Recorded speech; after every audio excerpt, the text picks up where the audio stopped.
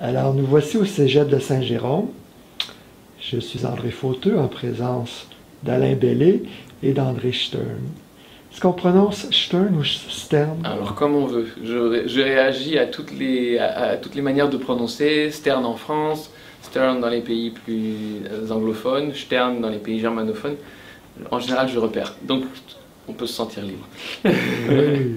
Et tu parlais de tes amis scientifiques allemands et autrichiens. Est-ce que Oui. tu viens de la France germanique ou de... Alors, ma maman est italienne, ce qui a un peu défini mon aspect, mais mon papa est d'origine allemande. Et ça a dû me donner une prédisposition génétique. En tout cas, j'ai une passion dévorante pour la langue allemande. Donc voilà, je suis le fils d'un Allemand et d'une Italienne qui est né en France, et c'est ce qu'on appelle un Français. Et justement, je voulais débuter en demandant qu'est-ce que tes parents ont fait ou qu'ils n'ont pas fait pour faire ce que tu es devenu, te permettre d'éclore. Alors, mes parents ont pris la décision pionnière à l'époque de ne pas partir d'une méthode, d'une idée, d'un concept, d'une hypothèse, d'une théorie, donc de ne pas partir d'eux en tant qu'adultes et de ne pas partir de leur expérience d'adultes qui, selon les cas, n'est pas bonne ou est bonne, mais de partir de l'enfant et de voir où ça allait les mener, de partir de l'enfant, non pas de ce que l'on, pour résumer, de manière métaphorique un peu à gros traits, de pas tâcher de voir comment et quoi faire entrer dans l'enfant, mais voir ce qui sort de l'enfant. Et du coup, ils se sont enthousiasmés pour l'idée de respecter les rythmes et les rituels de l'enfance. Chaque enfant a des rythmes et des rituels qui lui sont propres. C'est Ken Robinson qui a qualifié ça de rythme et de rituel dans une préface qu'il a écrite pour un de mes livres. Et c'est ça, c'est des rythmes et des rituels qui sont personnels à chaque enfant. Et pour donner un exemple, pour mes parents, il était inenvisageable de réveiller un enfant qui dort. Parce que leur conviction, c'était qu'un enfant qui dort est un enfant qui est fatigué, et que lorsqu'il a cessé d'être fatigué, il va se réveiller. Et donc, il ne dort pas parce qu'il est paresseux, et parce que si on ne le réveillait pas, il ne se réveillerait jamais. Il dort parce qu'il en a besoin, et donc il aurait été devenu impossible d'envisager de réveiller un enfant. Et on est d'ailleurs, nous sommes les humains, la seule espèce sur Terre qui réveille ses enfants. Aucune autre espèce ne le fait, seulement dans l'urgence la plus absolue. Et donc cette idée-là, ça les a amenés à devoir poser une ribambelle de décisions pour rendre possible cette conviction qui était leur de respecter les rythmes et les rituels. Le fait de réveiller son enfant est un exemple parmi des milliers. Voilà ce qui fait que mes parents m'ont abordé, moi, et puis un peu plus tard ma sœur, dans une attitude différente, qui était celle que j'ai essayé aujourd'hui pendant la conférence de résumer par « Je te rencontre en te donnant à ressentir non pas que je t'aimerais davantage si tu correspondais plus à mes attentes, mais que je t'aime parce que tu es comme tu es et que tu fais ce que tu fais. » Ça donne à l'enfant un port d'attache. Et quand en tant que parent, on a donné un port d'attache à l'enfant, c'est-à-dire l'endroit sûr où toujours revenir, on a donné tout ce qu'on avait à donner en tant que parent, ce qui est un grand soulagement face à toute la liste qu'on nous fait sinon des conditions à remplir et des choses à faire ou ne pas faire pour être de bons parents. En réalité, c'est beaucoup plus simple. Si on a donné ce port d'attache, ce lieu non géographique dans lequel je t'aime parce que tu es qui tu es et que tu fais ce que tu fais, en réalité, on a fait ce qu'il y a de plus important à faire pour nos enfants. Le reste de l'histoire, c'est nos enfants qui l'écrivent eux-mêmes. Et l'important pour eux, ce n'était pas de vous envoyer à l'école? Alors effectivement, mes parents qui, eux, avaient été des élèves modèles et n'avaient donc pas souffert de l'école, n'avaient pas de compte à régler, ont pris une décision aussi originale à l'époque, qui était de ne pas envoyer leurs enfants à l'école, mais absolument pas dans une optique négative, pas du tout contre l'école, mais pour quelque chose, justement pour les rythmes et les rituels de l'enfance. Et c'est pourquoi ils ne nous ont effectivement pas envoyés à l'école, pas pour mettre en pratique une théorie, une idée, un concept personnel, mais pour pouvoir être parfaitement fidèles à ce vers quoi tendaient leurs enfants. Donc c'était l'école à la maison? C'était pas l'école à la maison, parce que l'école à la maison, c'est ramener l'idée scolaire à l'intérieur de murs différents, et je la considère personnellement, cette idée, comme particulièrement dangereuse, parce que l'enfant n'est pas fait pour ça. Rester claquemuré entre les murs de sa maison, dans la présence de ses parents, c'est être condamné à partager le peu de savoir de ses parents, c'est forcément peu, donc c'est une grande limite de l'horizon pour moi. Et puis surtout, c'est partager toutes les peurs de ses parents. Et ça, c'est ce qu'il y a de pire, c'est ce qui nous coupe le plus les ailes. Moi, je vois mon fils aîné, Antonin, adore grimper aux arbres, c'est quelque chose qui me fait peur. Je ne sais pas pourquoi, parce que moi, en tant qu'enfant, je grimpais aux arbres et il ne m'est rien arrivé, donc j'ai pas de mauvaise expérience de la chose, pas plus que mes parents avaient une mauvaise expérience avec l'école, ils étaient de bons élèves. Et donc moi, si Antonin, mon fils aîné, ne vivait qu'avec moi, il ne pourrait jamais grimper aux arbres, parce que j'en ai trop peur et que j'introduis ça dans son paysage. Mais par chance, il se consacre à l'une des dispositions les plus primitive de l'humain, qui est d'aller dans le vaste monde à la rencontre des autres et de leurs différences. Alors ta jeunesse, tu l'as passée comment? Dans le vaste monde, à rencontrer des gens qui n'avaient pas peur quand je grimpais aux arbres. Dans ce bouillon social où sont brassés, dans le grand brassin de la diversité sociale, où sont brassées toutes les couleurs de peau, toutes les religions, toutes les tailles, tous les genres, tous les salaires, toutes les croyances, tout ça brassé. Quand tu fais partie de plein pied de cette diversité-là, et c'est ainsi que l'enfant va dans le monde, les choses vont d'elles-mêmes et suivent une logique très organique, qu'on connaît tous pour la pratiquer au quotidien. Simplement, l'enfant, lui, entre dans ce monde et sa diversité en étant en amour pour ce monde, en ne connaissant aucun isme, racisme, sexisme, genrisme, spécisme, agisme, sont des notions totalement inconnues à l'enfant. Et ce faisant, on se rend compte que l'enfant n'a pas besoin qu'on lui apprenne la tolérance, puisqu'il ne connaît pas l'intolérance, et il vit sous nos yeux ce que serait un monde meilleur. Et ce monde meilleur n'est pas difficile à atteindre, et c'est encore une fois une des choses que j'ai essayé de dire aujourd'hui, c'est que si on vous vend ça comme un Everest, c'est qu'on vous trompe. C'est facile, puisque c'est en nous, c'est en chacun d'entre nous, c'est là, il suffit de le dégager de ce qui l'obstrue, et déjà, c'est actif. Donc c'est facile. Alain, qu'est-ce que ça t'inspire? J'allais dégager de ce qui l'obstrue, tout à fait. Ouais. Une question. Moi, tantôt, à l'entrée, on devait marquer sur un petit bout de papier un mot qui remontait. Puis moi, ça a été l'espoir. Parce que, justement, c'est quelque chose de... C'est pas compliqué.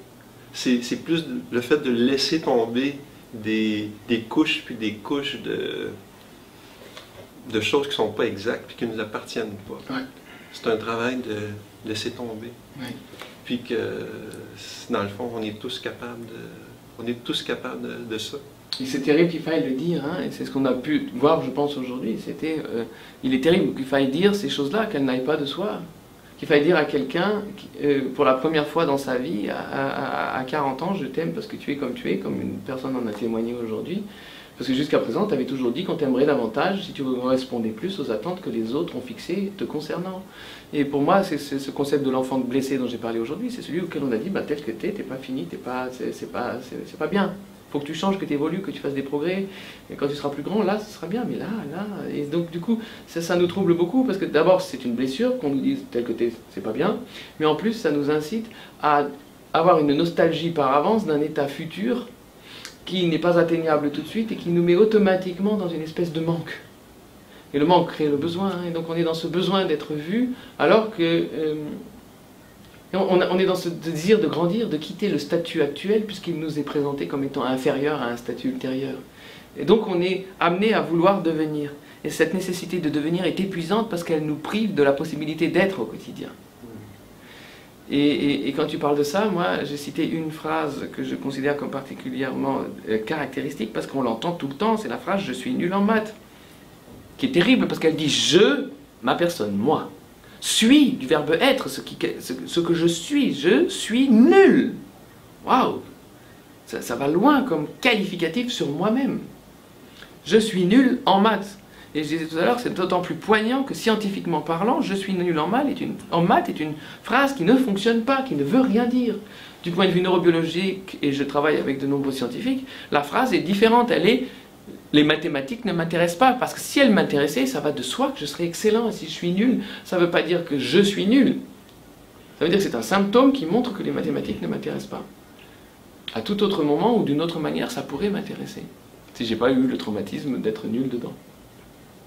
Je sais pas si tu connais Serge Fiori d'Harmonium. Non. Harmonium a été le groupe culte dans les années 70. Ils ont même joué avec Supertramp en Europe. Okay. Ils avaient un début de carrière internationale en Europe et aux États-Unis. Et Serge Fiori a flanché, il a fait une dépression latente pendant des années. C'est un des plus grands auteurs-interprètes au Québec. Et puis il est revenu, on va l'honorer prochainement. Il a sorti un livre, une biographie, et je crois que le titre c'était S'enlever du chemin. Serge, quand il créait, quand il écrivait, la planète qui a découvert ce qu'il écrivait a été sidérée. Et il a compris que, justement, quand on fait ce qu'on aime, en fait, quand on oublie les jugements et les peurs, c'est là qu'on laisse l'énergie couler. Hein. Cette fameuse énergie que j'ai eu le bonheur de comprendre au détour d'une rencontre avec un ami neurobiologiste qui m'a fait comprendre que cette énergie, c'était l'enthousiasme. Et c'est ce à quoi j'ai consacré mon dernier livre, c'est cette énergie présente en chaque enfant qui nous rend capable de déplacer des montagnes, qui nous rend capable d'écrire les plus beaux textes du monde, d'écrire les plus grandes musiques, mais également d'obtenir des choses beaucoup moins visibles et des victoires beaucoup moins spectaculaires et tout aussi historiques. Cet enthousiasme qui nous donne des ailes, il est natif. On est tous venus au monde équipés de ce que la neurobiologie décrit comme l'engrais cérébral, puisque sont générés, quand nous nous enthousiasmons, dans notre cerveau, sont générés des cocktails de neurotransmetteurs neuroplastiques qui viennent agir sur le cerveau et l'ensemence. On voit une chose que nous sentons, c'est-à-dire on voit l'enthousiasme nous donner des ailes. On le voit scientifiquement de nos jours. Et cette énergie ne peut en aucun cas être libérée quand on apprend par cœur l'annuaire téléphonique. Sauf si on a un grand désir d'apprendre à lire par cœur l'annuaire téléphonique. Et c'est là que ça devient intéressant, c'est qu'il n'y a pas de personne qui puisse juger si apprendre par cœur l'annuaire téléphonique est intéressant ou non. Si ça vient de toi, c'est la chose la plus extraordinaire que tu puisses faire, et c'est ça qui va te rendre génial, qui va te faire aborder, accoster, t'accrocher à ta génialité. Et le problème de cet enthousiasme, c'est qu'il est recouvert d'abord par les attentes, il est recouvert par le jugement que nous portons sur nous-mêmes, et puis il est étouffé dans l'œuf par les hiérarchies que nous avons fixées entre les métiers et les matières, et que nous avons décidé que tricot c'était moins important que mathématiques, et que balayeur ou laveur de carreaux, c'est socialement moins réussi qu'être astronaute ou avocat. Hein. Or c'est dommage parce que si ça se trouve, on pourrait avoir des avocats tout aussi enthousiastes que les éboueurs, enfin que vous appelez les vidangeurs, et que chacun se rende compte qu'il n'y a qu'ensemble et qu'en communauté d'enthousiastes qu'on arrivera à soulever le monde. Et donc oui, cette énergie était libérée par... tu ne peux pas écrire un texte poétique sous la contrainte. Il faut toujours que ce soit ton enthousiasme qui t'a donné des ailes. Personne n'a forcé Beethoven à écrire les symphonies qu'il a écrites. C'est l'émotion. Et cette émotion véridique, cette énergie-là, cette énergie indomptable qui régit notre... Moi, je suis sûr que plein de gens lui donneraient toutes sortes de noms. Moi, je la qualifie d'enthousiasme. Alain est parent de 2 adolescentes. Qu'est-ce que ça t'inspire, une telle conférence? C'est sûr que ça me porte à réfléchir sur qu'est-ce que j'ai été comme parent pour mes filles. Puis je pense que j'étais pas pire comme parent. Sûrement parce que mes parents ont fait quand même un assez bon travail. Puis je pense que ce que moi, mes parents m'ont le plus laissé faire, c'est me laisser être moi-même. Puis ça veut dire que j'étais conscient, moi, de ne pas porter mes propres désirs ou élans sur mes enfants. Tu sais, c'était important pour moi de dire, regarde, c'est ta vie, puis t'en fais ce que tu veux. Puis, ouais, je suis assez content, quand même. As-tu une question pour André? Moi, ça me fait penser à l'oiseau qui fait tomber son bébé du lit. Vas-y, vole. Mais c'est pas ce que font les oiseaux. Hein. C'est pas... Ils les poussent pas. Mais non, mais c'est parce qu'on a cette fausse idée de l'autonomie. Hein. On pense que l'autonomie s'obtient justement en jetant le petit oisillon hors du nid. Mais moi, j'ai vu des oisillons tomber du nid. Ils n'ont pas l'air très autonomes. Hein. Et c'est intéressant parce que toute notre société repose sur plein de malentendus, dont cette idée que l'autonomie s'obtient à coup de pied. Ouais. En coupant le cordon hein, pour te rendre indépendant. Et puis maintenant, on se rend compte que ce n'est pas le cas. Et c'est pour ça que je parlais de tout, je n'ai pas eu le temps de tout citer, mais de tous ces apports de la science moderne qui nous dit par exemple, qui nous amène la théorie de l'attachement, qui nous montre que c'est le contraire. C'est que si tu veux un enfant très indépendant, ce que tu dois lui donner, c'est pas des leçons d'indépendance, c'est un maximum d'attachement. Parce que l'attachement, c'est l'endroit où tu es la bonne personne au bon endroit au bon moment et où je t'aime parce que tu es comme tu es. Et plus on donne ça à un enfant, plus il devient autonome. Et donc il s'avère que l'autonomie prend racine dans l'attachement. Ça va à l'encontre de toutes les idées de provoquons l'autonomie en mettant l'enfant dans des situations qui sont artificielles et qui font juste l'inverse. C'est-à-dire qu'elles le déstabilisent et au lieu qu'il ait un port d'attache, au lieu que tu sois la personne la plus sûre du monde dans son existence, tu deviens la personne qui pourrait probablement, à chaque instant, le mettre à l'épreuve, voire le trahir. C'est la sécurité et l'amour qui donne la confiance. Ah ben bien sûr. Et je disais tout à l'heure, il n'y a pas d'amour inconditionnel sans confiance inconditionnelle. L'amour inconditionnel, c'est je t'aime, et la confiance inconditionnelle, c'est je t'aime parce que tu es comme tu es. Et en réalité, l'un ne va pas sans l'autre. En terminant, j'ai trouvé très beau ce que tu disais sur les arbres, et j'aimerais que tu résumes un peu ta pensée. Alors ce que je disais sur les arbres, alors ce que j'ai appris là, sur les arbres, c'est parce que je tenais à faire un parallèle entre les divers changements de paradigme qui ont eu lieu dans notre société depuis très très peu de temps, je disais 5 ou 6 ans. Ce qu'on dit sur les... On a toujours présenté la nature comme un champ de bataille, comme la lutte pour la survie, les grands arbres qui étouffent les petits, et maintenant on constate que les grands arbres nourrissent les petits par les racines. On se rend compte que quand un arbre est blessé et présente ses entrailles à l'air libre, que le coléoptère qui ne peut pas s'attaquer à l'arbre en temps normal vient le dévorer à cet instant-là, on constate que les autres arbres, pas du tout portés par le même esprit que celui qui régente notre monde, surtout le monde du travail, ou dans l'entreprise, quand une entreprise souffre, les autres se réjouissent de pouvoir prendre plus de place, et on pouvait se dire, les arbres se disent, ben, si l'un d'entre nous disparaît, ça fait plus de place pour les autres. Et ce n'est pas le cas, parce que les arbres se mettent à parler la langue des arbres, et à envoyer des odeurs qui attirent précisément l'oiseau qui vient manger les coléoptères qui menaçaient leurs congénères blessés. Et c'est très très beau, parce que ça dit que la loi de la jungle, dont on a dit que c'était la compétition, la concurrence et la loi... et la survie du plus fort, s'avère être un monde de solidarité, de symbiose et de synergie. Et comme ça correspond à une grande nostalgie qui est en nous, c'est beau que ça vienne maintenant par la science, qui vient nous apporter la preuve que ce désir qu'on avait de collaboration était pertinent, puisque basé sur l'un des grands principes de ce monde. Et en quoi est-ce que les grands arbres aident les petits? Alors, en leur apportant par les racines ce qu'eux-mêmes ne peuvent pas atteindre, puisque la couronne des grands arbres, par exemple, les empêche d'avoir la même quantité de lumière, donc la même photosynthèse. Mais on voit aussi des grands arbres qui aident des grands arbres. Quand un grand arbre est au bord du précipice et n'a pas assez de racines dans la terre pour se nourrir, on les voit tous survivre alors que leurs racines pendent dans l'air. C'est parce que les autres arbres leur apportent à manger par l'intermédiaire des racines, ils leur apportent des nutriments. Et les grands arbres, les plus grands, qui sont parmi les plus grands êtres de cette planète, les grands arbres ne survivent que parce que par leurs racines, ils communiquent en permanence avec des micro-organismes qui leur apportent précisément ce dont ils ont besoin, du magnésium par exemple, en échange d'une denrée que l'arbre peut fournir, qui est du sucre. Et donc c'est de voir tout ça qui change notre vision du monde et qui, waouh, nous montre que tout ce qu'on avait cru être les uns contre les autres est finalement les uns avec les autres. C'est une belle leçon pour les humains qui aspirent à être de grandes personnes.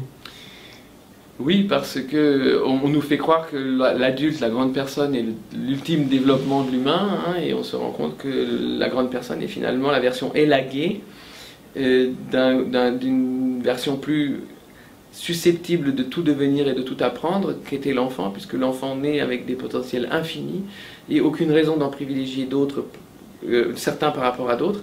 Il ne le fait que parce que notre environnement exerce une sélection toute naturelle et toute compréhensible, qui fait que certains potentiels sont indispensables à notre survie ici, ce ne sont pas les mêmes que dans la forêt vierge ou sur la banquise, et ceux qui se développent prennent le pas sur ceux qui ne sont pas sollicités. Et donc en réalité, on perd la plupart de nos potentiels dans une hémorragie phénoménale qui a lieu dans les premiers mois de notre existence, qui fait qu'à la fin de ce développement, loin d'être une version plus développée, l'adulte face à l'enfant est une sorte de bonsaï, et que le gardien de nos potentiels, celui qui est encore capable de tout devenir, ben c'est l'enfant. Qu'est-ce qu'on vous souhaite, André Stern? Vous avez un nouveau livre qui sort, beaucoup de belles rencontres. Me souhaiter ce que vous voulez. Sachez que moi, ce que j'aime le plus, c'est cette idée que, en écrivant ces livres ou en faisant toutes ces conférences et toutes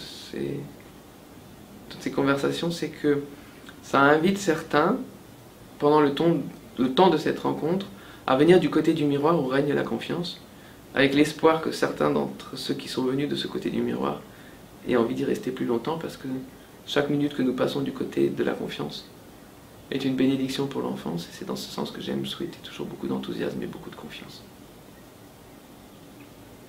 Merci beaucoup. Mais merci à vous, à tous. Grand plaisir. Merci beaucoup. Merci de l'invitation, Alain. Mais oui, mais...